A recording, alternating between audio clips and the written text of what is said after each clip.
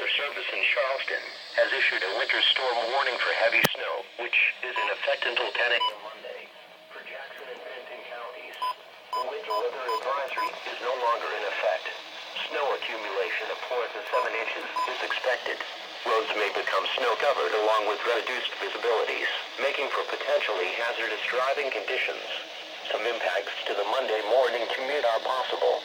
There may be some power fluctuations, and even some down small limbs due to the heavy nature of the expected snow.